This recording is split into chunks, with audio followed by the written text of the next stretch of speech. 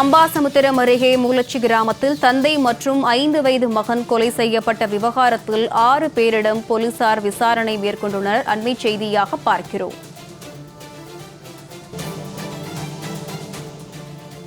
இதுகுறித்து நெல்லையில் இருந்து செல்வராஜ் இணைந்திருக்கிறார். செல்வராஜ், வணக்கம். 4 பேரிடம் அந்த 6 பேர் யார் யார், விசாரணை எப்படி தொடங்கியிருக்கிறது?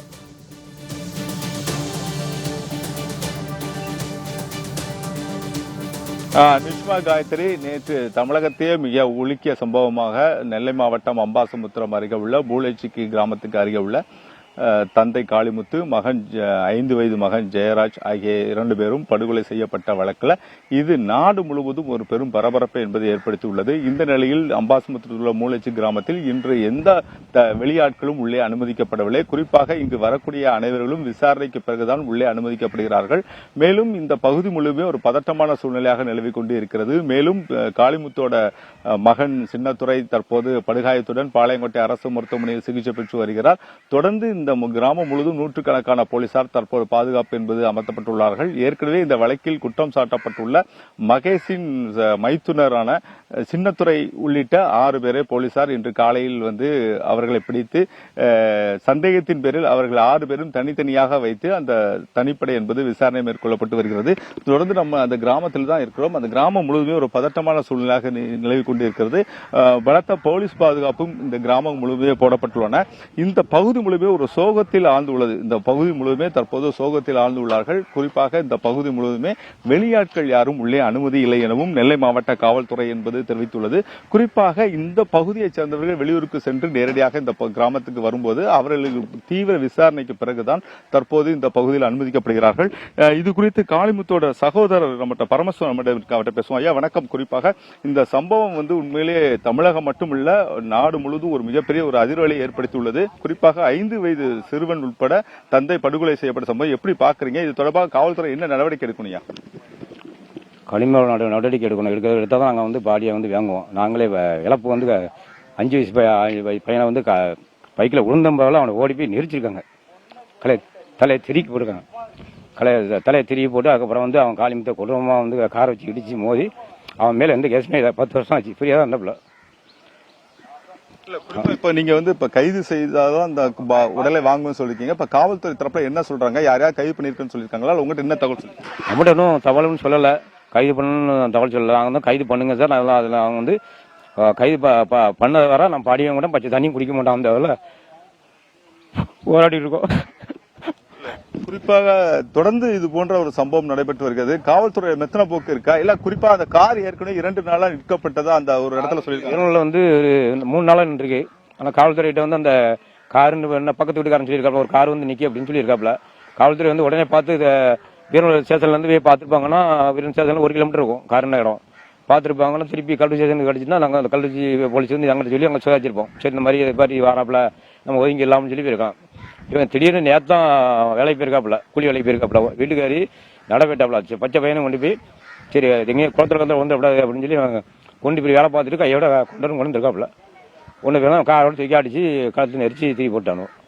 போட்டு 25 இருக்கும். 25 பேருக்கும் 1 கிலோ கூடி பார்த்து 20 பேர் இருக்க ஆளை மிரட்டி போயிருக்கான். இடத்துல கரம்பலையில போய் தலையாட்டு கொண்டு போய் நேரம் அங்கே மெயின் ரோடு கோட்டத்திற்கில் பக்கம் கல்வச்சிக்கல் பக்கம் கொண்டு வச்சு போயிருக்காங்க. திருப்பி கொடூரமாக செஞ்சுருக்கானோ பச்சை பையனை அப்படியே அந்த மாதிரி கொலை வெளியில் அப்படி பண்ணியிருக்கணும். திரும்பி அவனுக்கும் வெட்டு கழுத்தை அறுத்து அப்புறம் காலில் கையெல்லாம் வெட்டு இடத்துல பிறத்த தம்பி ஒருத்தான் வந்திருக்கான். அவனையும் முடிச்சு வெட்டுருக்கானோ. அவன் ஓடிட்டான், கடை குட்டிக்கான். இவனோட போய் நம்மளே வெட்டுவான்னு சொல்லி அவன் ஓடி ஒழிஞ்சிட்டான். பயந்து போய் இருந்தாலும் அந்த பையனை ஐக்கியம் தூக்கி கொண்டு போய் கட்டுக்கு அந்த கால் முறிஞ்சு அந்த பையனுக்கு பெரிய பையனுக்கு பையன் 14 வயசு ஆகுது. கால் முறிஞ்சு கால் தென்னி போயிருக்கு. அவன் உயிருக்கு ஆபத்தில் தான் இருக்கான். பாளையங்கோட்டை ஐக்கியம் ஹாஸ்பிட்டலில் சீரியஸாக இருக்காப்புல. குறிப்பா இதுல கூலிப்படைகள் எதுவும் பயன்படுத்தப்பட்டிருக்கா? இவ்வளவு கொடூரமான கொலை பண்ணுங்க கூலிப்படைகள் மேற்கொள்வாங்க, அப்படி எதுவும் பயன்படுத்தப்பட்டிருக்கு? இவங்க கூலிப்படையும் அதில் சேர்ந்திருக்கலாம். கூலிப்படையும் பாளையங்கோட்டை வீரமணிக்கப்புறத்துல அவங்க ஒரு 5 பேர் 10 பேர் வந்துட்டு இருப்பாங்க. மாசம் கணக்கில் இவங்க வரக்கணக்கில் அடிக்கடி சாப்பிட்டு சாப்பிட்டு போகணும். ஊருக்கு லாஸ்ட்டில் தான் வீடு இருக்குது, தெரியாது நமக்கு. ஆனால் அப்பப்போ அவங்கள்ட்ட கூலிப்படை சரக்கு அடிக்கும் வைக்கும், இன்னும் சுத்தம் வைக்கும். நம்ம திரும்ப அப்படி கிடையாது, எதுவுமே போக மாட்டாங்க. நம்ம விவசாயம் ஒன்று இருக்கும். அவன் பரம்பரையில் ஊரில் இருக்கும். அவன் ஊரை விட்டு காலி பண்ணி டக்குனு 3 வருஷம் வெளில போவானோ, 2 வருஷம் கழிச்சு உள்ள வருவானோ இப்படி தான் நடந்துகிட்டு இருந்தது. நம்ம தலைமையாக ஊர்லேயே இருக்கோம். இந்த சம்பவம் 5 உயிர் இழப்பு இறந்தாச்சு. காளிமுத்தோட 6 உயிர் வந்தாச்சு. சின்ன பையனோட 6 உயிர், இன்னொரு பையன் உயிர் போராட்டு இருக்கான், கால் முறிஞ்சு போராட்டு இருக்கான். நீங்க இன்னைக்கு காயத்ரி நேரடியாகவே கேட்டுக்கலாம். நேரடியாக காவல்துறையிலும் மிக அதிகமாக இந்த கிராமத்தில் குவிக்கப்பட்டு வருகிறார்கள். அதை நேரடி காட்சியாக பார்த்துக் கொண்டிருக்கிறோம். தொடர்ந்து இது போன்ற சம்பவம் ஏற்கனவே அந்த மர்மமான முறையில் அந்த அம்பாசிடர் கார் என்பது வீரநல்லூர் பகுதியில் 2 நாட்களாக நிற்பதாக அப்பகுதியைச் சேர்ந்த கிராம மக்களே நேரடியாக புகார் தெரிவித்துள்ளார்கள். ஆனால் இருந்த போதிலும் காவல்துறை என்பது நேற்று வீரநல்லூர் காவல் நிலையத்தில் எந்தவித ஒரு நடவடிக்கையும் எடுக்கப்படவில்லை என கூறப்படுகிறது. தொடர்ந்து அந்த கிராமத்தில் உள்ள காளிமுத்தோட உறவினர் இருக்க ஐயா வணக்கம் ஐயா, தொடர்ந்து நீங்க தெரிவித்த போலவே காவல்துறை ஏற்கனவே அந்த கார் நிற்பதாக ஒரு தகவல் சொல்லியிருக்காங்க.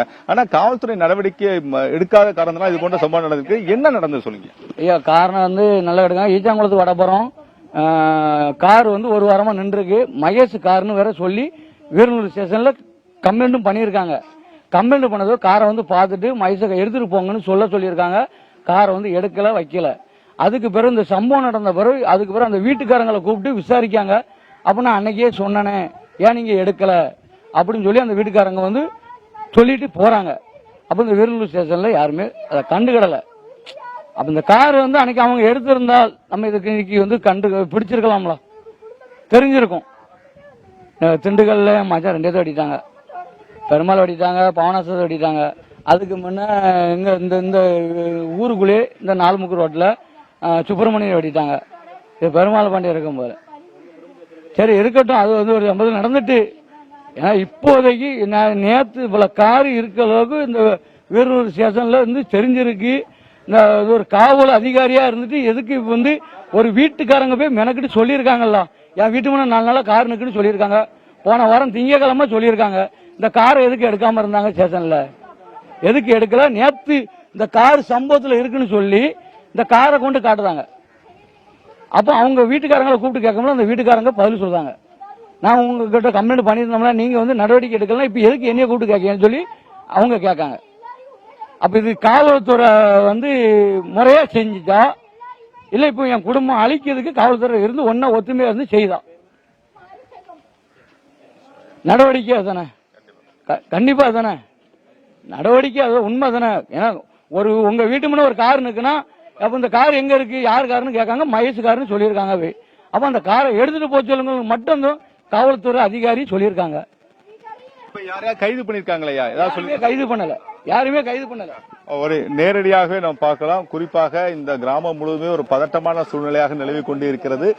தொடர்ந்து இது தொடர்பாக ஏற்கனவே காவல்துறை வட்டாரத்தில் 6 பேரை பிடித்து தனித்தனியாக வைத்து விசாரணை மேற்கொள்ளப்பட்டு வருவதாகவும் தெரிவித்துக் கொண்டு வருகிறார்கள். ஆனால் தொடர்ந்த போதிலும் இந்த மூலச்சி கிராமம் என்பது தொடர்ந்து பதட்டமான சூழ்நிலை இருப்பதன் காரணமாக பலத்த போலீஸ் பாதுகாப்பும் போடப்பட்டுள்ளது. வெளியாட்கள் யாரும் உள்ளே அனுமதி இல்லை எனவும் நெல்லை மாவட்ட நிர்வாகமும் மாவட்ட காவல்துறை நிர்வாகமும் தெரிவித்துள்ளது. தொடர்ந்து இங்கு பதட்டமான நிலை சூழலில் இருப்பதன் காரணமாக பலத்த போலீஸ் பாதுகாப்பு போடப்பட்டுள்ளது. காயத்ரி, நெல்லை இரட்டை கொலை சம்பவத்தில் 6 பேரிடம் விசாரணை நடத்தப்பட்டு வருகிறது. இது குறித்த கூடுதல் விவரங்களை களத்தில் இருந்து வழங்கியமைக்கு நன்றி செல்வராஜ்.